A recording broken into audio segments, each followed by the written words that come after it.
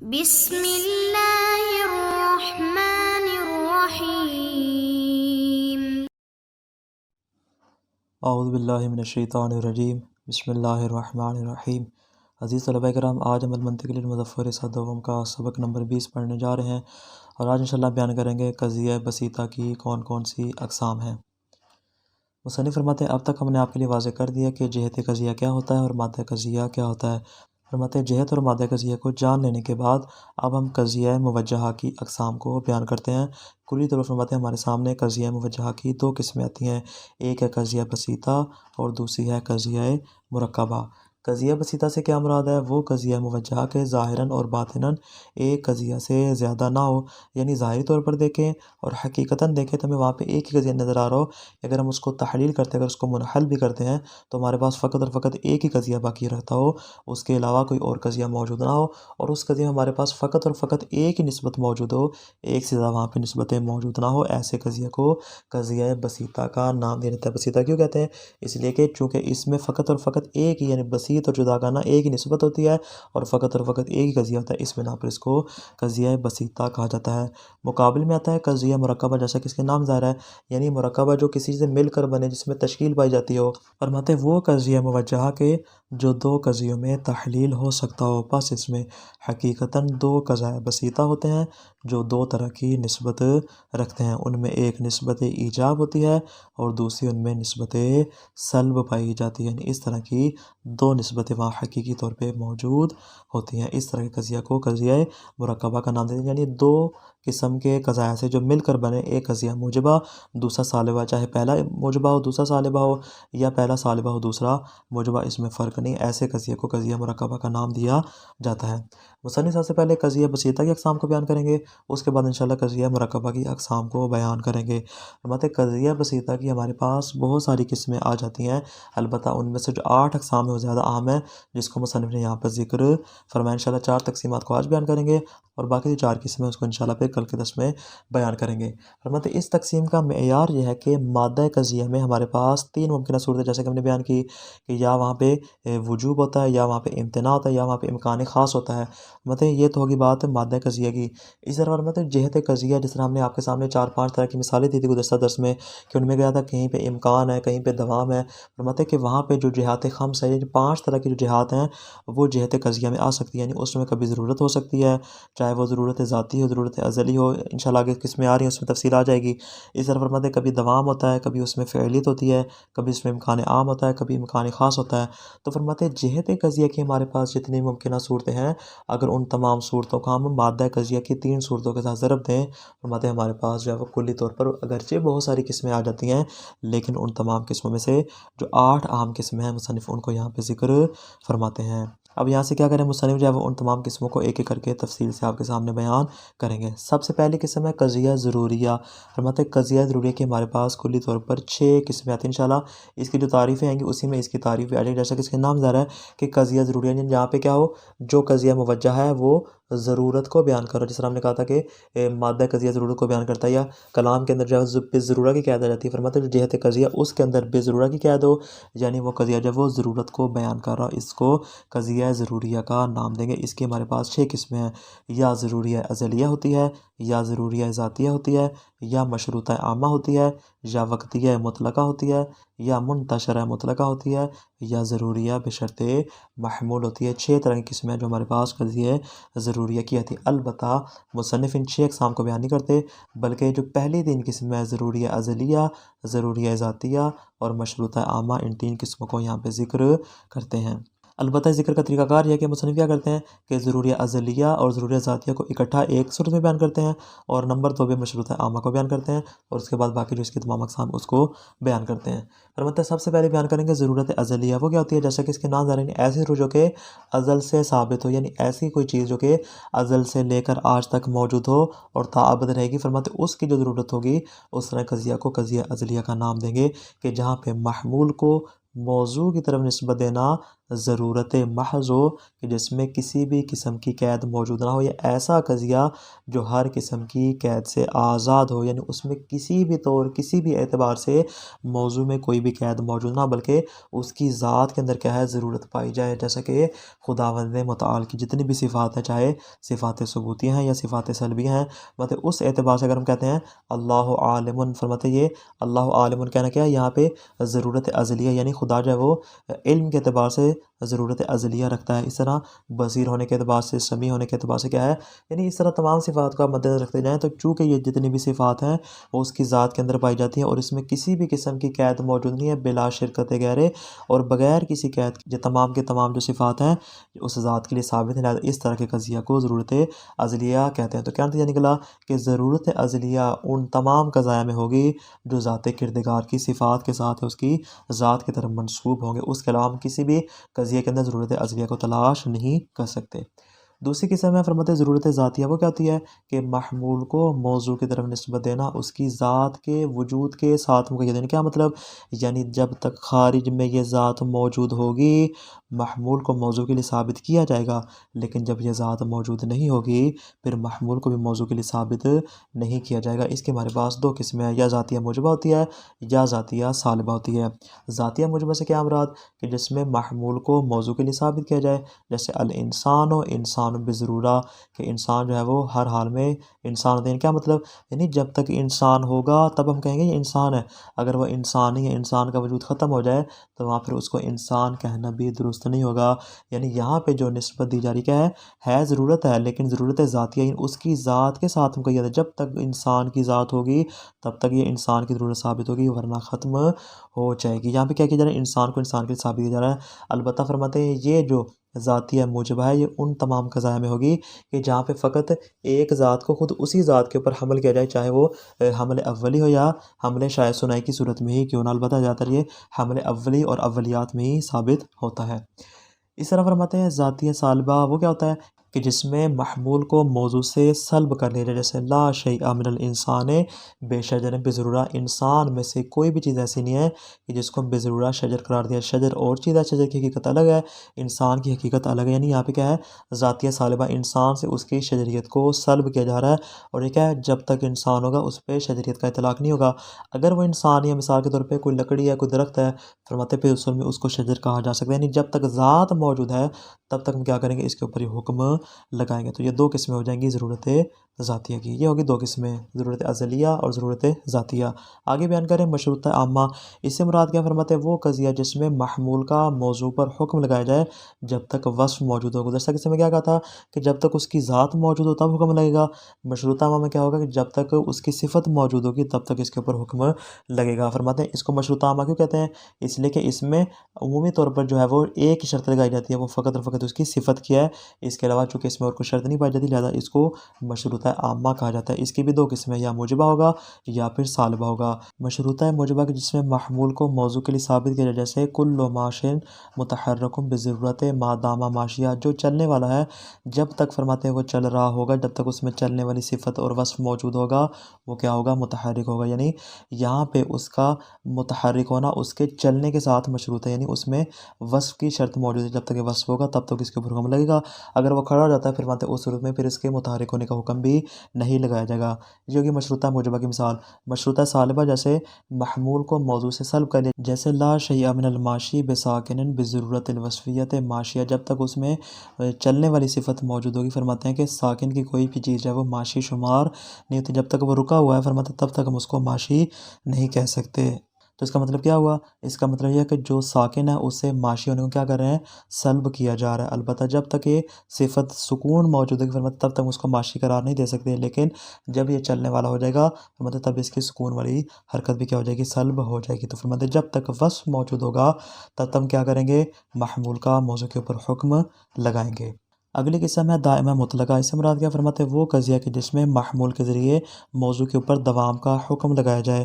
یعنی کیا مطلب؟ یعنی جب تک یہ موضوع موجود ہوگا، جب تک یہ موضوع ہمارے پاس ثابت ہوگا، تب تک اس کے محمول کو دائمی طور پہ ثابت کیا جائے گا۔ اور اس کی ہمارے پاس دو قسمیں آ جاتی ہیں، یا دوام ایجاب ہوگا یا دوام سلب ہوگا۔ دوام ایجاب کی مثال جیسے کلو فلکن متحرکن دائمن، ہر وہ چیز جو فلکی ہے، جو فلکیات میں موجود ہے، وہ ہمیشہ کیا ہوتی ہے؟ متحرک ہوتی ہے۔ یعنی کیا مطلب؟ یعنی اس کا جو تحرک ہے وہ ہر حال میں دائمی، البتہ کب تک؟ جب تک وہ فلکیات میں موجود ہے۔ اگر وہ فلکیات سے خارج ہوئے گا فرماتے ہیں اس کے اوپر پھر تحرک کا حکم بھی نہیں لگایا جائے۔ یہاں پہ کیا کریں؟ ہم اس کے تحرک کو ثابت کریں ایجاب کی صورت میں۔ یا دوام سلب ہوتا ہے جیسے لا شیء من الفلک بساکن دائما، فلکیات میں جو بھی چیز موجود ہے وہ کبھی بھی ساکن نہیں ہو سکتی، یعنی اس سے سکون کو کیا کیا جا رہا ہے؟ سلب کیا جا رہا ہے۔ جب تک وہ فلکیات میں سے فرماتے ہیں اس کو ہم متحرک قرار دیں گے، یعنی اس کی کیا کیا جا رہا ہے؟ اس سے سلب کیا جا رہا ہے۔ البتہ یہ جو حکم دائمی طور پہ لگایا جا رہا ہے کس کی صورت میں ہے؟ کہ جب وہ چیز فلکیات میں ہوگی فرماتے وہ ہر حال میں کیا ہوگی؟ متحرک ہوگی، سکون میں نہیں ہو سکتی۔ اسی طرح فرماتے ہیں جو دائمہ مطلقہ ہوتا ہے اس میں اگرچہ عقلی انفکاک نہیں ہوتا، یعنی عقلی طور پہ اگر آپ ان کو جدا کرنا چاہتے تو جدا کر سکتے ہیں، لیکن خارجی طور پہ دیکھیں تو فرماتے ہیں ان میں دوام ثابت ہوتا ہے، اس میں آپ ایک چیز کو دوسری چیز سے جدا نہیں کر سکتے۔ یہ فرق پایا جاتا ہے دائمہ مطلقہ میں، اور اوپر جو ہم نے بیان کیا تھا ذاتیہ میں، اور اس میں یہ بنیادی فرق پایا جاتا ہے۔ اس طرح چوتھی قسم ہمارے پاس ہے عرفیہ عامہ، اس سے مراد کیا ہے؟ وہ قضیہ جس میں محمول کے ذریعے موضوع کے اوپر دوام کا حکم لگایا جائے جب تک کہ یہ صفت اس میں موجود ہو، جیسے کل کاتب متحرک الاصابع دائما ما دام کاتبہ، کہ ہر وہ کاتب کے جب تک اس میں صفت کتابت موجود ہے فرماتے ہیں جب تک وہ لکھ رہا ہوگا اس کی انگلیاں کیا ہوں گی؟ متحرک ہوں گی۔ اب یہاں پہ کیا یعنی دوام کا حکم لگایا جا رہا ہے، لیکن کب تک؟ جب تک اس میں صفت کتابت موجود ہوگی۔ جب صفت کتابت نہیں ہوگی اس کے اوپر متحرک الاصابع ہونے کا حکم بھی نہیں لگایا جائے گا۔ آپ نے غور کیا ہوگا کہ عرفیہ عامہ حقیقت میں مشروطہ عامہ سے ملتی جلتی ہے، اس اعتبار سے کہ دونوں میں موضوع کے اوپر جو حکم لگایا جا رہا ہے وہ صفت کے بقا کے ساتھ لگایا جا رہا ہے۔ یہی حال مشروطہ عامہ میں ہے اور یہی صورتحال عرفیہ عامہ میں، دونوں اس اعتبار سے جو ہے وہ ایک دوسرے کے ساتھ مشترک ہو جائیں گی۔ انواع الموجہات تنقسم الموجہات الی بسیطۃ و مرکبہ، قضیہ موجہہ دو قسموں میں تقسیم ہوتا ہے، قضیہ بسیطہ اور قضیہ مرکبہ۔ والمرکبۃ من حلت الی قضیتین موجہتین بسیطتین، قضیہ مرکبہ سے مراد وہ قضیہ ہے جو کہ منحل ہو جائے، جو تحلیل ہو جائے ایسے دو قضیہ کی جانب جو حقیقت میں پہلے سے قضیہ بسیطہ ہی ہوں۔ احداہما موجبۃ والاخری سالبہ، کہ ان میں سے ایک قضیہ موجبہ ہو اور دوسرا قضیہ سالبہ ہو۔ مطلب ولذا سمیت مرکبہ، چونکہ یہ قضیہ ایک قضیہ موجبہ اور ایک قضیہ سالبہ سے مرکب ہو کر مل کے بنتا ہے، اسی وجہ سے اس کو قضیہ مرکبہ کا نام دیا جاتا ہے۔ وسیاتی بیان، فرماتے ہیں اس کی تفصیل انشاءاللہ آگے آ جائے گی۔ پہلے ہم قضیہ بسیطہ کو بیان کریں گے، اس کے بعد انشاءاللہ قضیہ مرکبہ کو۔ اما البسیطۃ فخلاف ہوا، فرماتے ہیں جہاں تک تعلق ہے قضیہ بسیطہ کا تو وہ قضیہ مرکبہ کے برخلاف ہوتا ہے۔ کیا مطلب؟ وَهِيَ لَا تَنْحَلُّ إِلَىٰ أَكْثَرَ مِنْ قَضِيَّةٍ وَاحِدَةٍ، کہ اس میں ایک قضیہ سے زیادہ اور ایک نسبت سے زیادہ وہاں پہ موجود نہیں ہوتی، بلکہ فقط اور فقط ایک ہی اور جدا گانا ایک قضیہ موجود ہوتا ہے، اسی بنا پر اس کو قضیہ بسیطہ کا نام دیا جاتا ہے۔ اقسام البسیطۃ، سب سے پہلے بیان کریں قضیہ بسیطہ کی اقسام کو۔ وَأَهَمُّ الْبَسَائِطِ ثَمَانٌ، فرماتے ہیں کہ جو قضیہ بسیطہ کی اہم اقسام وہ 8 ہیں، اگرچہ وہ اس سے بھی زیادہ مزید قسمیں بھی بن جاتی ہیں، لیکن چونکہ 8 زیادہ عام ہیں اس لیے فقط ہم یہاں پہ ان کو ہی ذکر کریں گے۔ اللہ پہلی قسم کیا ہے؟ الضروریۃ ذاتیہ، بسیطہ ضروریہ ذاتیہ۔ فرماتے ہیں وَيُعَنْوَنُ بِهَا مَا دَلَّتْ عَلَى ضُرُورَةِ ثُبُوتِ الْمَحْمُولِ لِذَاتِ الْمَوْضُوعِ أَوْ سَلْبِهِ عَنْهُ، فرماتے ہیں کہ اس کو عنوان قرار دیتے ہیں، اس سے ہماری مراد کیا؟ ایسا قضیہ موجہہ کہ جو محمول کے موضوع کی ذات کے لیے ثابت ہونے کی ضرورت پر دلالت کرے، یا موضوع کی ذات سے محمول کے سلب کی ضرورت پہ دلالت کرے۔ چونکہ ضروری ہے نا، لہذا ایجاب ہے تو اس کی بھی ضرورت ہوگی، سلب ہے تو اس کی بھی ضرورت ہوگی۔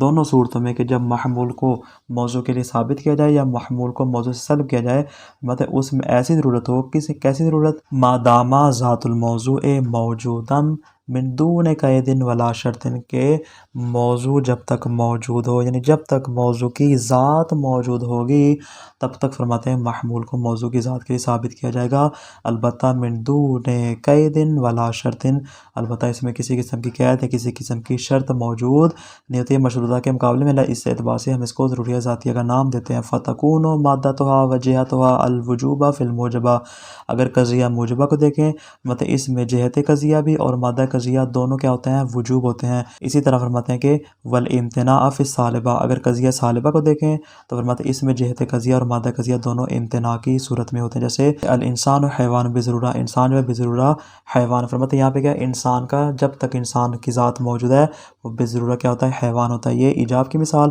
سلب کی مثال جیسے الشجر لیسا متنفسا بضرورہ، جو درخت ہوتا ہے وہ اس میں تنفس کی اصلاً جو ہے وہ قوت نہیں پائی جاتی، یعنی جب تک وہ شجر ہے وہ متنفس نہیں ہوگا، یعنی شجر اور تنفس کے درمیان کیا ہے؟ امتناع پایا جاتا ہے۔ فرماتے ہیں یہ ضرورت ہے ذاتی کہ جب تک ذات موجود ہوگی تب تک فرماتے ہیں اس کے ساتھ کیا ہوگا؟ حکم کو ثابت کیا جائے گا۔ وعندہم ضروریت تسمى الضروریت الازلیہ، فرماتے ہیں کہ منطقیوں کے ہاں ایک اور ضرورت بھی ہے جس کو ضرورت ازلی کا نام دیا جاتا ہے۔ وہ کیا ہوتی ہے؟ وہی التی حکم فیہا بالضرورت صرفت بدون قید فیہا، فرماتے وہ والا قضیہ کہ جس میں ضرورت محض کا حکم لگایا جائے البتہ اس میں کسی بھی قسم کی قید موجود نہ ہو، یعنی اس کے نام ظاہر کہ ضرورت ازلی ہے، یعنی ابتدا سے جو اس کی ذات کے اندر جو صفت پائی جاتی ہے جو اس کی ذات سے مربوط ہے، ذات سے ہٹ کے نہیں ہے، اس کے علاوہ اس میں اور کوئی قید موجود نہیں ہوگی۔ حتیٰ قید و مادام ذات الموضوع، حتیٰ فرماتے ہیں کہ جو ہم نے ضرورت ذاتیہ میں بیان کی تھی وہ والی قید بھی، یعنی موضوع کے ذات کا موجود ہونا، یہ والی قید بھی اس میں موجود نہیں ہوتی۔ وَهِيَ تَنْعَقِدُ فِي وُجُودِ اللَّهِ تَعَالَى وَصِفَاتِهِ، فرماتے یہ فقط اور فقط اس طرح کے قضایا ذات کردگار کے وجود اور اس کی صفات میں ہی پائے جاتے ہیں۔ مثال جیسے اللہ موجود بالضرورت الازلیہ، خدا جو ہے وہ ضرورت ازلیہ کے ساتھ موجود ہے۔ اسی طرح فرماتے اللہ حی، اللہ عالم، اللہ قادر بالضرورہ، فرماتے جتنی مثالیں ہیں جو ذات کردگار کے ساتھ ہے وہ ساری کی ساری ضرورت ازلیہ کی ہی مثالیں۔ یہاں تک بات ہوگی مکمل۔ قضیہ بسیطہ کی دوسری قسم کیا ہے؟ فرماتے المشروطۃ العامۃ، مشروطہ عامہ وہ کیا ہوتی ہے؟ وہیہ من قسم ضرورت، فرماتے یہ قضیہ ضروریہ کی اقسام میں سے ہی شمار ہوتی ہے، البتہ ایک فرق ہے، ولیکن ضرورتها مشروطۃ ببقاء عنوان الموضوع ثابتا لذات، البتہ فرماتے ہیں کہ اس کی جو ضرورت ہے وہ مشروط ہوتی ہے کس بات سے؟ کہ جب تک اس موضوع کا عنوان ثابت ہوگا تب تک اس کے کیا ہوگا؟ حکم ثابت ہوگا، یعنی جب تک اس کی صفت باقی ہوگی تب تک فرماتے ہیں کہ اس کے اوپر حکم لگایا جائے گا۔ یعنی جس طرح ہم نے ضرورت ذاتیہ میں کہا تھا کہ جب تک ذات موجود ہوگی حکم لگے گا، یہاں پر بھی ایسے جب تک صفت موجود ہوگی تب تک حکم لگایا جائے گا۔ جیسے الماشی متحرک بضرورت ما دام علی هذه الصفہ، کہ جو ماشی ہوتا ہے جو چلنے والا ہوتا ہے وہ بضرورہ متحرک ہوتا ہے، لیکن کب تک؟ جب تک وہ چلنے والی صفت پہ باقی ہوگا، یعنی جب تک چلنے کی صفت اس میں موجود ہوگی اس کے اوپر متحرک ہونے کا حکم لگایا جائے گا۔ اما ذات الموضوع بدون قید عنوان الماشی، البتہ فرماتا ہے کہ وہ والا موضوع کہ جس میں ماشی کا عنوان موجود ہے، ماشی کی قید موجود نہ ہو، فلا یجب له التحرک، فرماتے ہیں کہ اس کے اوپر پھر تحرک کا حکم بھی نہیں لگایا جائے گا۔ کیا مطلب؟ یعنی جب تک ماشی ہونے کی صفت ہے تب تک تو تحرک کا حکم ہوگا، جب ماشی بھی نہیں ہوگا فرماتے اس میں پھر تحرک کا حکم بھی اس کے اوپر نہیں لگایا جائے گا۔ تیسری قسم کیا ہے؟ الثالث الدائمۃ المطلقہ، قضیہ دائمہ مطلقہ وہ کیا ہوتا ہے؟ وہی ما دلت علی دوام ثبوت المحمول لذات الموضوع او سلبہ عنہ ما دام الموضوع بذاتہ موجودہ، فرماتے وہ والا قضیہ جو کہ محمول کو موضوع کی ذات کے لیے ثابت کرنے یا موضوع کی ذات کے لیے محمول کو سلب کرنے پر بطور دوام کے دلالت کرے، لیکن کس صورت میں؟ جب تک کہ موضوع کی ذات موجود، جس طرح ہم نے ضروریہ ذاتیہ میں کہا تھا اسی طرح فرماتے دائمہ مطلقہ میں بھی ہے کہ جب تک اس کی ذات موجود ہوگی تب تک اس کے اوپر حکم بھی لگایا جائے گا۔ اب اس میں فرق نہیں ہے، سواء کان ضروریاً لہ او لا، چاہے وہاں پہ ان کے درمیان نسبت ضروری یعنی جہت اور مادہ کے اعتبار سے ان میں ضرورت پائی جائے یا نہ پائی جائے، فرماتے فقط اور فقط دوام ہونا ضروری ہے۔ کیوں؟ اس لیے کہ ضرورت اور دوام میں تھوڑا سا فرق پایا جاتا ہے۔ جو ضرورت ہوتی ہے وہ عقلی اعتبار سے بھی کیا ہوتی ہے؟ اس میں انفکاک جدائی کرنا محال ہوتا ہے، اور خارجی اعتبار سے بھی ان میں استحالہ ہوتا ہے، انفکاک یعنی دوری اور جدائی پیدا کرنا مشکل ہوتا ہے، محال ہوتا ہے۔ لیکن جو دوام ہوتا ہے فرماتے اگرچہ اس میں عقلی اعتبار سے انفکاک ممکن ہوتا ہے، جدا کرنا ممکن ہوتا ہے ایک دوسرے کے ساتھ، لیکن خارجی طور پہ دیکھیں فرماتے ایسا ہوتا نہیں ہے۔ خارجی طور پہ ان میں کیا ہوتا ہے؟ دونوں میں ضرورت ہی پائی جاتی ہے، اس اعتبار سے دونوں میں تھوڑا سا فرق ہے۔ اسی لیے کہا کہ وہاں پہ فقط اور فقط دوام کی شرط ہے، اس لیے ہم نے اس کو دائمہ مطلقہ کا نام دیا کہ وہ دائمہ ہوتا ہے، یعنی اس میں دوام ہوتا ہے، مطلقہ اس اعتبار سے کہ اس میں کسی چیز کی بھی شرط نہیں پائی جاتی، بغیر کسی قید کے بغیر کسی شرط کے اس کے اوپر دوام کا حکم لگایا جاتا ہے۔ جیسے کل فلک متحرک دائما، جو بھی چیز فلک میں موجود ہے، جو چیز آسمانی ہے وہ ہمیشہ متحرک ہے۔ اس طرح فرماتے لا زال الحبشی اسود، جو بھی حبشی ہوگا وہ ہمیشہ سیاہ ہوگا۔ فرماتے فإنه لا يمتنع أن يزول سواد الحبشی، فرماتے کہ یہاں پہ ممنوع نہیں ہے کہ حبشی کا سیاہ ہونا اور فل کا حرکت کرنا لا یمتنع، فرماتے اس بات کا امتناع نہیں پایا جاتا کہ حبشی کا سیاہ ہونا اور فل کا حرکت کرنا جو ہے وہ اس سے زائل ہو جائے، ولکنہ لم یقع، یعنی عقلی اعتبار سے تو یہاں پہ کوئی امتناع موجود نہیں ہے، لیکن خارجی اعتبار سے دیکھیں فرماتے ہیں کہ ایسا ہوتا نہیں ہے، جو بھی ابشی ہوگا وسیع ہوگا، جو بھی چیز فلکی ہوگی فرماتے ہیں وہ ضرور کیا ہوگی، متحرک ہوگی، جو کہ تیسری قسم دائم ہے مطلقہ۔ چوتھی قسم کیا فرماتے ہیں العرفیت العامہ، یہ کیا ہوتی ہے فرماتے ہیں وہی من قسم الدائمہ، یہ دائمہ کی قسم ہی شمار ہوتا ہے، البتہ اس میں تھوڑا سا فرق ہے۔ فرق کس اعتبار سے؟ اوپر ہم نے کہا تھا جب تک موضوع کی ذات موجود ہوگی حکم لگایا جائے گا، یہاں پر فرماتے ہیں اس کی صورتحال مشروطہ عامہ کی طرح ہے، یعنی کیا مطلب ولکن الدوام فیہا مشروط ببقاء عنوان الموضوع ثابتا لذاتہ، فرماتے ہیں اس میں بھی اس بات کی دوام کی شرط پائی جاتی ہے کہ تب تک دوام کا حکم لگایا جائے گا جب تک کہ اس کے اندر وہ صفت اور موضوع کی ذات جو ہے وہ وہاں پہ باقی ہو، یعنی جب تک یہ صفت اس میں موجود ہوگی تب تک اس کے اوپر دوام کا حکم لگے گا، جب یہ صفت نہیں ہوگی تب تک اس دوام کا حکم بھی نہیں لگایا جائے گا۔ فَهِيَ تُشْبِهُ الْمَشْرُوطَةَ الْعَامَّةَ مِنْ نَاحِيَةِ اشْتِرَاطِ جِهَتِهَا بِبَقَاءِ عنوان الموضوع، پس یہ والا قضیہ جو ہے وہ مشروطہ عامہ کے ساتھ ملتا جلتا ہے، کس اعتبار سے کہ اس میں بھی جہت میں یہ شرط پائی جاتی ہے کہ موضوع کا عنوان باقی ہوگا، اس کی صفت باقی ہوگی تو حکم ہوگا، وائلہ اس کے اوپر حکم نہیں ہوگا۔ جیسے کل کاتب متحرک الاصابع دائما ما دام کاتبہ، فرماتے ہیں جو بھی کاتب ہوگا اس کی انگلیاں متحرک ہوگی جب تک اس میں صفت کتابت موجود ہوگی، جب تک کتابت کا عنوان ہوگا اس کے اوپر تحرک اصابع کا حکم بھی لگایا جائے گا۔ فتحرک الاصابع لیس دائما ما دام ذات، فرماتے ہیں کہ انگلیوں کا متحرک ہونا ذات کے ساتھ دائمی نہیں ہوتا بلکہ ولکنہ دائم ما دام عنوان الکاتب ثابتا لذات الکاتب، مطلب جب یہ صفت کتاب یعنی یہاں پہ خود ذات کے ساتھ نہیں، جس طرح دائمہ مطلقہ میں کہا تھا، فرماتے ہیں یہاں پہ ذات کے اوپر حکم نہیں آ رہا بلکہ یہاں پہ جو حکم آ رہا ہے وہ صفت کتابت کے اوپر آ رہا ہے کہ جب تک یہ صفت کتابت کے اوپر ہوگا تب تک اس کے اوپر حکم لگایا جائے گا، وائلہ اس کے اوپر حکم نہیں ہوگا۔ تو خلاصہ کیا آج کے درس کا، قضیہ موجہہ کی دو قسمیں ہیں، قضیہ بسیطہ اور قضیہ مرکبہ۔ قضیہ بسیطہ سے مراد وہ قضیہ جو حقیقت میں ایک ہی قضیہ ہو، قضیہ مرکبہ سے مراد وہ قضیہ جو حقیقت میں دو قضائیں ہوں کہ ان میں ایک موجبہ اور دوسرا سالبہ ہو۔ قضیہ بسیطہ کی 8 قسمیں مصنف نے ذکر فرمائی ہیں۔ پہلی قسم ہے ضروری ازلیہ، وہ قضیہ جس میں محمول کا موضوع کے لیے ثبوت ضروری ہو لیکن بغیر کسی قید کے۔ ضروری ذاتیہ، وہ قضیہ جس میں محمول کا موضوع کے لیے ثبوت ذات کے وجود کے ساتھ ضروری، جب تک ذات ہوگی تب تک اس کے اوپر حکم لگایا جائے گا۔ مشروطہ عامہ، وہ قضیہ جس میں محمول کا موضوع کے لیے ثبوت صفت کے وجود کے ساتھ ضروری، صفت ہوگی تو حکم لگایا جائے گا۔ دائمہ مطلقہ میں کیا ہوتا ہے کہ وہ قضیہ جس میں محمول کا موضوع کے لیے ثبوت دوام کی صورت میں ہو۔ اور فرماتے ہیں عرفی عامہ کیا ہوتا ہے کہ وہ قضیہ جس میں محمول کا موضوع کے لیے ثبوت صفت کے وجود کے ساتھ، جب تک یہ صفت موجود ہوگی تب تک اس کے اوپر حکم لگایا جائے گا، وائلہ اس کے اوپر حکم بھی نہیں ہوگا۔ والسلام علیکم ورحمۃ اللہ وبرکاتہ۔